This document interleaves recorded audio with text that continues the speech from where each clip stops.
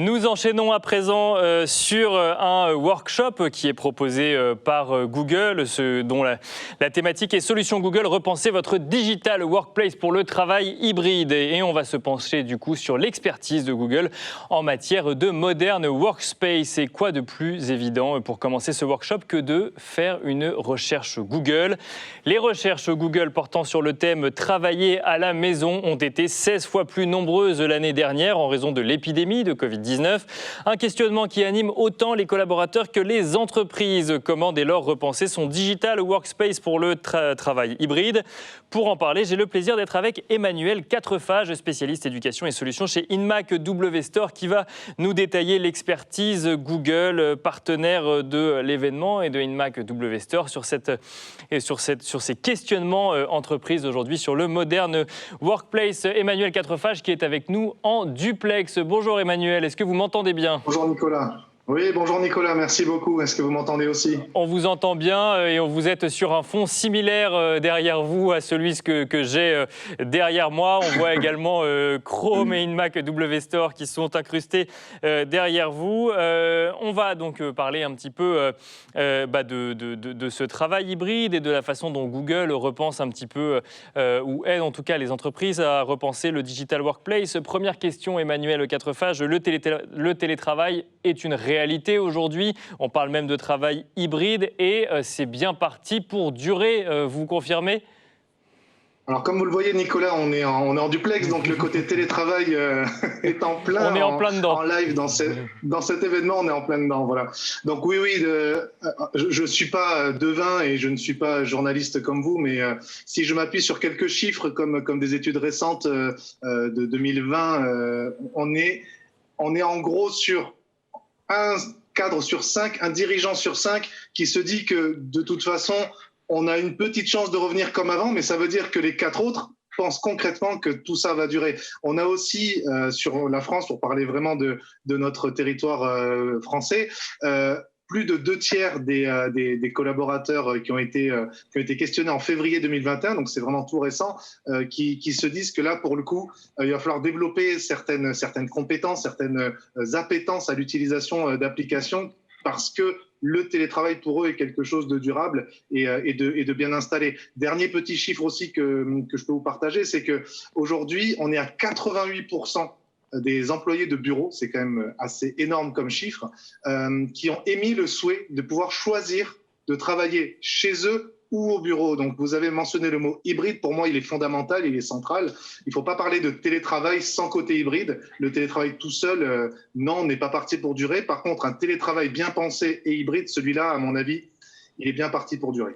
Donc on voit bien que c'est une volonté des collaborateurs et vous avez utilisé un terme, vous avez parlé de choix, c'est-à-dire que du coup on veut pouvoir choisir, c'est pas au-delà de l'environnement qui évolue et on veut pouvoir travailler de chez soi ou au bureau, on veut pouvoir choisir et peut-être parfois choisir quand est-ce qu'on fait l'un ou l'autre. Ça doit soulever un certain nombre de questionnements au sein des entreprises, ça, Emmanuel Quatrefages, cette évolution du lieu de travail. Quels sont les questionnements qui remontent le plus à ce sujet ?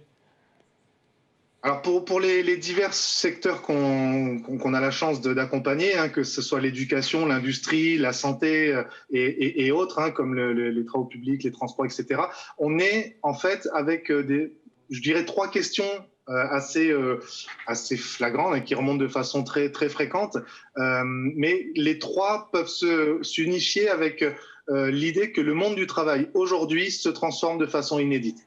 Personne n'avait jamais vu ça. Je suis plutôt jeune sur le métier, mais je croise des gens qui ont baroudé 20, 25, voire 30 ans, et ils n'avaient jamais vu ça. Donc la première question, c'est que le collaborateur, aujourd'hui, il n'est plus associé à son bureau, à son lieu de travail. On est sur un questionnement du « où ».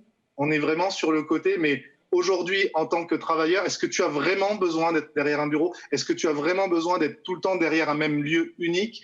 Et là, c'est vraiment un questionnement qui pour le coup, a explosé avec les divers confinements et déconfinements qu'on a vécu. La deuxième question, c'est la question du quand. C'est-à-dire qu'on se trouve aujourd'hui dans une situation où, avant, il y avait des horaires de bureau classiques. Hein. Nicolas, je ne sais pas si vous avez vécu ça, mais le 9h midi, 14h, 17h a volé en éclats. Bien sûr, a des collaborateurs, alors on les incite pas à le faire, hein, mais naturellement, qui répondent à leur mail avant 9h, qui vont continuer après 17h, 18h, pas tout en même temps. Hein. Les journées ne font que 24 heures pour chacun, mais vraiment la question du quand a explosé. La troisième question, c'est la question du comment, c'est-à-dire le rapport humain. Aujourd'hui, on s'est rendu compte qu'il y avait des gens qui le vivaient bien, d'autres qui avaient du mal à le vivre. Et ce comment je vais vivre ce télétravail et cette hybridation de mon travail peut soit me fragiliser parce que j'ai besoin de relations sociales fréquentes, ou soit me renforcer parce que j'avais besoin d'être plus à la maison, d'être plus présent avec mes proches, ma famille, et le télétravail a pu apporter ça. Donc 3 questions fondamentales, hein, où, quand et comment. Où, quand et comment. Et c'est vrai qu'on voit transparaître un petit peu de ce que vous nous dites, ces notions de flexibilité. C'est-à-dire qu'après, chacun adapte quand on est chez soi avec sa vie personnelle, une vie personnelle qu'on repense un petit peu aussi en fonction de cette hybridité qu'on peut trouver dans le travail. Ça, c'est les questions un peu générales, un peu, donc du coup, les grands axes en fait, de réflexion.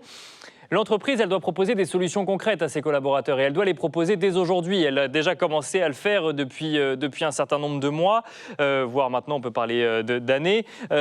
Comment est-ce que l'entreprise peut organiser le travail hybride dans les meilleures conditions et quelles questions elle doit se poser concrètement pour y arriver ? Alors, c'est là que je vais quand même introduire le fait qu'on s'appuie sur des solutions comme celle de Google, hein, de Chrome Enterprise.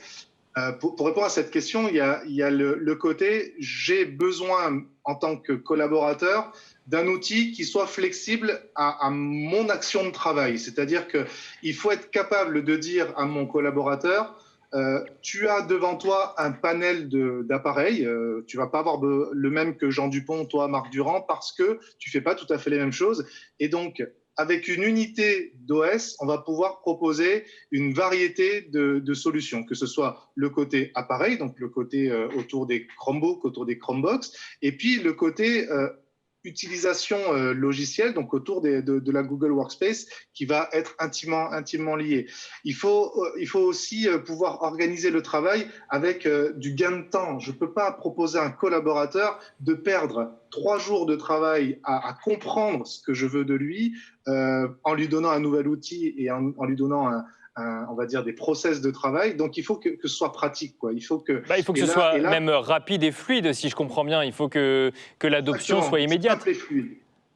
C'est ça. Tout à fait ça. C'est-à-dire la fluidité dont vous parlez là, elle est centrale hein, dans les solutions qui nous sont proposées par Chrome Enterprise et par Google. On cherche à tout prix à fluidifier et à rendre rapide. Je donne 2 exemples tout rapides. Un Chromebook qui s'ouvre, c'est 6 secondes. Allez. Si on est un peu tatillon, des fois, il met 8-9 secondes. Je vais me faire taper les doigts par mes collègues du marketing, mais c'est rapide, c'est fluide. Deuxième fluidité, j'envoie un document collaboratif. Hein, on l'a vécu ensemble pour préparer cet atelier. Je peux proposer à mes collaborateurs de mettre des commentaires, de bouger certaines lignes de mon document de travail, sans leur avoir demandé. Il suffit juste de leur partager le document et on est déjà en mode travail, on est déjà dans la fluidité du workflow. Donc en fait, il faut vraiment faire attention, si je comprends bien, à cette notion de collaboration, faire en sorte que, enfin pas que d'ailleurs, hein, à cette notion finalement que ce soit simple, que ce soit fluide, qu'on puisse ne pas se poser la question en fait du fonctionnement ou non des solutions, des devices et d'être totalement libéré de cela. Et en plus de ça, que cette fluidité se retrouve également dans la collaboration avec les autres.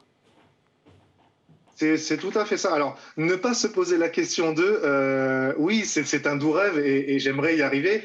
Là où nous apportons de la plus-value, c'est justement de faire en sorte que cela arrive et que la conduite du changement soit la plus. Mais il y en aura toujours une. Après, si l'OS il est moderne, si l'OS il est mis à jour régulièrement, on parle de mise à jour quand même très fréquente hein, du côté de Chrome OS. Donc on est sur quelque chose qui amène de toute façon de l'amélioration constante et de la fluidité. Sur le côté outils, je voudrais quand même bien axer le discours sur le travail hybride grâce à un outil. On parle là depuis le début de facilité, de simplification. Si je dois faire 20 clics pour arriver à l'endroit où se trouve mon travail, ça perd tout son sens. Donc, trouver un bon outil, ça veut aussi dire trouver le bon soft qui est dans l'outil. Voilà, ça c'est quand même fondamental. Et quand l'OS est fluide et rapide, c'est vrai que ça aide. Autre point qui me vient là en écoutant votre question, c'est le côté je dois faire attention en tant que DSI ou en tant que responsable d'entreprise, au fait que le travail change, mais que certaines, on va dire, difficultés, certaines barrières, certains freins d'avant subsistent. Là, on parle de choses qui se maintiennent, qui ont changé, qui se maintiennent, mais il y a des difficultés qui subsistent. Lesquelles, par exemple, Emmanuel Quatrefages? Là, vous nous faites un petit teasing, pour le coup, pour les DSI. Exactement, et je pointe sur eux parce que déployer des appareils, ça reste de toute façon un travail. Alors, de plus en plus facilité, on parle de zéro touch, on parle d'un enrôlement à distance, on parle d'une administration avec admin.google.com qui facilite un déploiement, mais il faut le faire quand même. Et ça reste pas une difficulté, mais plutôt un travail à anticiper. Une difficulté propre, là par contre, c'est une vraie difficulté, c'est l'expérience utilisateur. On n'est pas maître. On n'est jamais maître en tant que chef d'établissement ou chef d'entreprise, de l'expérience personnelle et de l'expérience professionnelle de nos collaborateurs. De ça peuvent jaillir plein de choses. Je dis quelque chose de tout bête, mais vous mettez dans les mains un Chromebook à un collaborateur qui, dans sa tête, s'est toujours dit que Chrome, c'était qu'un navigateur et qui s'est toujours dit que il a un iPhone, il a un autre appareil d'une autre marque et il se dit ce ne sera pas possible. Ça, c'est des choses à prendre en compte et qu'il faut vraiment pouvoir anticiper. Et peut-être une dernière difficulté, ça va être la hausse des attaques. Vous avez parlé de sécurité beaucoup pendant ce rendez-vous des décideurs de l'IT. Oui, on est en face de ça. C'est pas parce que c'est très sécure du côté de Chrome OS qu'il n'y a pas. Donc, ce genre de difficultés-là, on va pouvoir les contrer avec le côté sandboxing, on va pouvoir le contrer avec une vraie sécurisation de l'OS, mais ça reste quand même quelque chose sur lequel il faut compter. Alors, on va en parler de la sécurité. Effectivement, c'est un tel enjeu au niveau des DSI qu'on est obligé d'aborder le sujet un peu plus en profondeur pour qu'ils puissent comprendre un petit peu quels sont les arbitrages, quelles sont les stratégies à mettre en place. Et justement, là, on en parle des DSI parce que l'usage vient des collaborateurs, mais derrière, ceux qu'on sollicite pour faire en sorte que ça fonctionne et choisir les bonnes solutions, c'est les DSI, justement, c'est les experts du sujet au sein de l'entreprise. Comment est-ce qu'on peut les accompagner? Comment est-ce qu'on peut les conseiller, ces interlocuteurs-là, Emmanuel Quatrefages? Alors déjà, pour les conseiller, il faut des gens qui soient régulièrement mis à jour du côté d'Immacblovestor et de notre groupe, et surtout s'appuyer aussi, et c'est ça qui est intéressant chez Google, c'est que voilà, il y a des échanges constants entre les équipes Google et les équipes Immacblovestor. Donc ça, c'est la première chose, leur apporter l'info fraîche au bon moment. Et comme je vous l'ai dit, Chrome OS est un OS qui se rafraîchit très souvent, qui se met à jour très souvent. Donc ça, c'est une première chose, leur apporter l'info. La deuxième chose, leur apporter de la facilité de déploiement. Aujourd'hui, un déploiement d'appareil Chrome OS, il est très rapide. Vous prenez vos licences, vous prenez vos appareils, vous ouvrez votre admin.google.com et vous avez des items qui sont au bon endroit au bon moment. Donc, deuxième chose à apporter au DSI, un outil qui soit ergonomique. Et troisième chose à leur apporter, pour moi, c'est le côté personnalisation. Une entreprise ne ressemble pas à une autre. Donc, il y a plus de 500 règles aujourd'hui qui sont au service de ces DSI, et ces 500 règles sont dans la console d'administration. On peut les trouver par une barre de recherche ou on peut les trouver par des menus qui sont très ergonomiques. Ça, ce sont des choses... Là vous nous dites que les entreprises ne sont pas les mêmes, effectivement. On imagine qu'il faut de la personnalisation, mais parfois même au sein même d'une entreprise, entre différents métiers, entre différents départements. Oui, complètement. Et c'est là que les unités organisationnelles dans une flotte Chrome OS rentrent en jeu. Aujourd'hui, que vous soyez quelqu'un à la réception ou que vous soyez quelqu'un directement sur le terrain avec des rendez-vous clients, vous n'aurez pas les mêmes besoins, ni les mêmes types de restrictions et les mêmes types de réglages. Donc, aujourd'hui, on peut faire une multitude. Je crois qu'il n'y a pas de limite. Alors là, c'est peut-être le seul doute que j'ai de l'atelier, mais il n'y a pas vraiment de limite au nombre d'unités organisationnelles qu'on peut faire dans ces 500 règles de restriction. Et donc, pour le coup, on va pouvoir adapter à chaque type de collaborateur depuis son unité de DSI. Ce que vous pointez là, c'est dire aux responsables informatiques, vous êtes un chef d'orchestre. Et vous n'avez pas besoin d'aller chercher de multiples outils pour des multiples collaborateurs. Vous avez un outil central qui vous permet d'être le chef d'orchestre pour l'ensemble de vos collaborateurs. Vous avez la partition, finalement, la console, en tout cas, qui permet de gérer, finalement, tous ces sujets et toutes ces solutions. La sécurité, vous en avez déjà parlé, Emmanuel Quatrefages. Je voudrais qu'on vienne un peu plus dans le détail, finalement, de cette sécurité, puisque c'est un peu le début. Enfin, c'est pas le début, parce que le début, c'est les usages, mais finalement, si la sécurité n'est pas garantie, l'évolution ne se fera pas ou se fera autrement. Donc aujourd'hui, quelles sont les craintes vis-à-vis de la sécurité? Quels sont les sujets sur lesquels vous attirez l'attention et comment est-ce qu'on peut y répondre? Alors, la première sécurité, c'est de sécuriser les gens. Il y avait une vieille blague qui disait que le pire des bugs, c'est celui qui se trouve entre l'écran et la chaise. Et donc, il faut avoir une vraie culture d'entreprise de la sécurité vis-à-vis de tous les salariés. Et une fois que ce message est passé et qu'on est capable de faire diffuser ça au sein de son entreprise ou de son établissement, eh ben, il faut, pour le coup, avoir un outil qui soit proactif. Ben, c'est le cas de Chrome OS. On a une sécurité qui est proactive et qui est intégrée. Ça veut dire quoi? Ça veut dire que vous avez une vraie stratégie de défense, hein, une stratégie pour les problèmes entrants, et puis vous avez une stratégie offensive, hein, c'est-à-dire qu'ils vont anticiper pour réduire les risques internes et externes. On revient à votre exemple de tout à l'heure. Les collaborateurs sont tous différents, donc ils ont des applicatifs différents. Donc moi, en tant que responsable informatique, je dois leur mettre à disposition des entrées et des sorties qui, pour moi, deviennent vite une constellation dans laquelle je peux me perdre. Et bien là, on est avec des vérifications du micro-logiciel de l'appareil. On est avec un OS qui est pour l'instant inviolable. On est avec un sandboxing, c'est-à-dire ce côté bac à sable qui fait que quand une partie peut être vérolée, les autres sont totalement protégés. Donc, vous voyez, c'est cet ensemble-là qui fait que si j'ai la bonne culture d'entreprise et si j'ai le bon outil de sécurisation derrière, eh bien, je vais avoir une sécurité qui est globalement bonne. Il y a des outils sur lesquels peut-être aujourd'hui on n'a pas le temps de rentrer en détail, mais que je voudrais nommer. Hein. Il y a des outils de monitoring et des outils d'action, mais qui sont liés à la fois à Chrome OS et à Google Workspace. Et quand vous faites un mix de ces deux mondes-là, hein, qui chez Google sont pour nous une solution, vous avez quand même des outils pour voir ce qui se passe, pour agir au bon moment. Et pour le coup, là, tout à l'heure, je parlais de 500 réglages. Il y en a vraiment beaucoup et ça se met à votre sauce. 2 anecdotes. J'ai un fichier. Je n'ai pas envie que ce genre de fichier il bouge et il me crée des problèmes dans mon entreprise. Je peux faire en sorte que ce soit des fichiers totalement blacklistés. Même chose pour des types de sites ou des types de domaines qui voudraient adresser mon entreprise. Je peux faire des réglages qui permettraient comme ça de pré-paramétrer, d'être défensif sur la préconisation. Alors, on va d'abord regarder un dessin, Emmanuel Quatrefages. Alors, je ne sais pas si à distance vous le verrez également, mais en tout cas, les gens qui nous suivent et moi allons le voir. Un dessin qui nous est proposé par le dessinateur Diamant, qui nous montre du coup le travail hybride. Et là, donc un dessin en lien avec ce qu'on disait au début sur le travail hybride. On retrouve d'ailleurs le logo de Google, où, quand, comment, go, ergo, perso, voilà. Un dessin du coup sur le travail hybride. J'aimerais revenir une seconde quand même, Emmanuel Quatrefages. Vous avez parlé de sandboxing.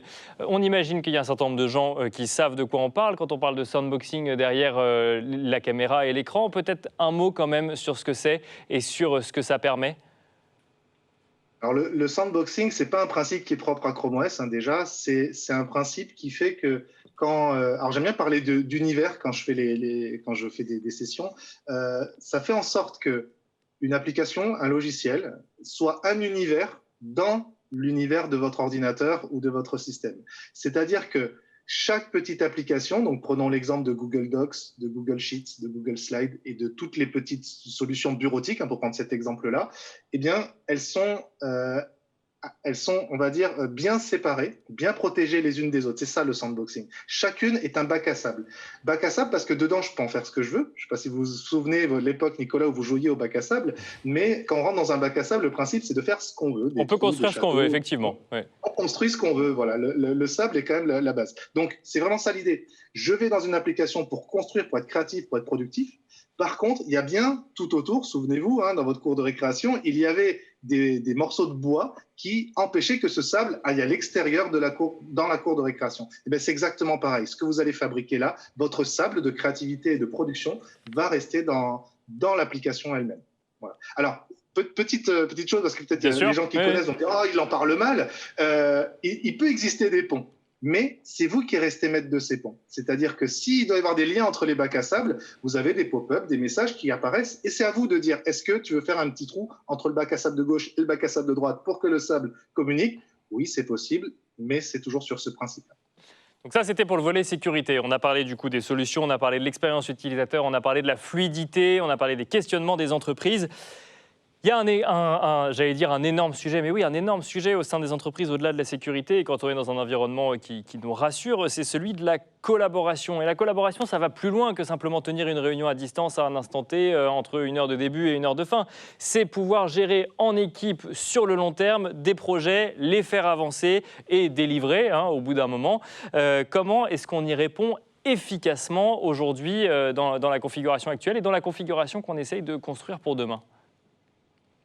Alors pour le public chef de projet qui maîtrise les Gantt et compagnie, c'est pas la réponse que je vais donner là, elle n'est pas pour vous parce que vous aviez déjà des outils et vous êtes habitué à ces outils. Là, le défi, et vous avez raison de dire que le sujet est immense, moi je dis que le défi il est colossal, c'est faire en sorte que chaque individu devienne un peu chef de projet du projet global de son entreprise. Pour y arriver, eh bien, il faut des outils dans lesquels j'ai pas besoin de me connecter 20 fois pour pouvoir faire une modification. Pour pouvoir faire ça, il faut une collaboration qui soit en mode messagerie, mais pas pour vous inonder de mails. Aujourd'hui, une des grandes maladies, alors je ne pense pas qu'il y a qu'en France, mais une des grandes maladies, c'est de se noyer les uns les autres de mails, alors qu'on pourrait très bien, au sein d'un document, faire de la production, du commentaire, et ça éviterait des litanies d'échanges qui sont juste improductifs, parce qu'à la fin, on ne sait même plus ce qui s'est passé dans la suite de mails. La collaboration, ça passe aussi par un mix. Vous avez parlé de visio, mais j'aime bien, là, comme ça, discuter avec les gens, faire du brainstorm, pardon, du remue-ménage, et ensuite, à partir de ça, laisser des traces, avoir un tableau, donc on appellera ça Jamboard du côté de Google, pouvoir faire du Google Meet dans le côté visio, et puis au milieu de tout ça, avoir des slides, avoir des tableaux, avoir des documents. Eh bien, avec une seule identification, j'ouvre mon Chrome OS, je suis identifié en tant que collaborateur de l'entreprise, j'ai mon outil Google Workspace qui est déjà connecté et je vais pouvoir aller dans les 3 panels que je vous ai dit, donc je les redis, c'est faire de la collaboration en visio, faire de la collaboration en mode échange qui ne noie pas de mail, les petits commentaires, les petits chats, les petits ajouts dans les documents, et puis être capable d'avoir les bonnes données au bon endroit, donc avoir du stockage dynamique et non pas du stockage j'ai rangé et puis je le reverrai dans 3 ans quand j'aurai un peu de temps. Et donc là, en fait, on fait durer la réunion, si je comprends bien, ou en tout cas la collaboration, puisque la collaboration, elle a pu avoir lieu avant l'échange,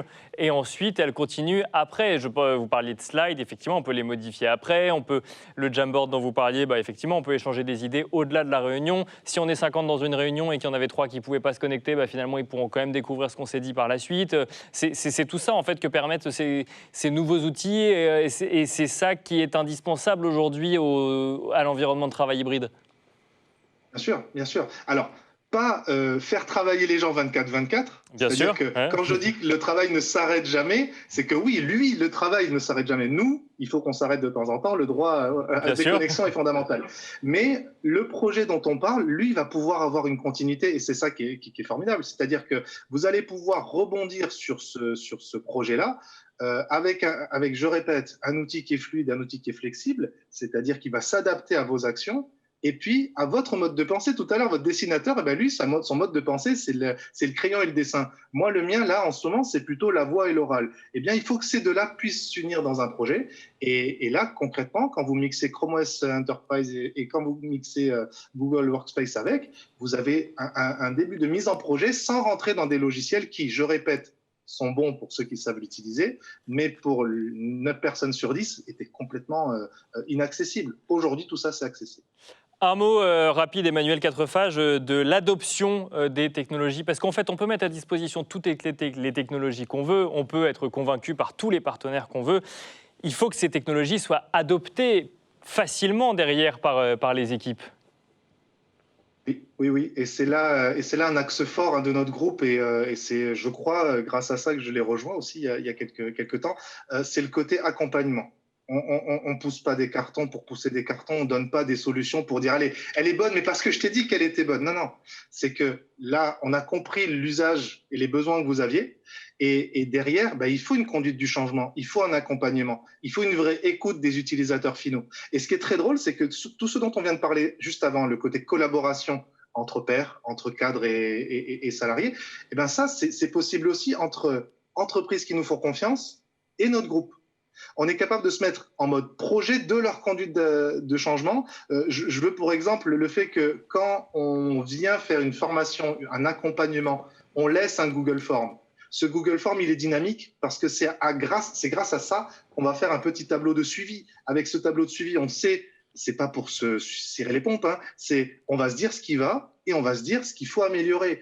Et ça, c'est aussi dans leur workflow, ils n'ont pas besoin d'avoir un autre outil pour ça. Il va y avoir aussi une écoute, j'avais envie de dire une écoute des besoins, mais qui va même plus loin que ça. J'ai pas forcément le mot exact de jusqu'où il faut aller dans l'écoute du collaborateur, mais ce qui est dingue avec ce genre de technologie-là, imaginez qu'un collaborateur se sente pas bien. Il est à 20h30 chez lui, il rentre chez lui, il dit « Oh là là, ce projet, j'en peux plus ».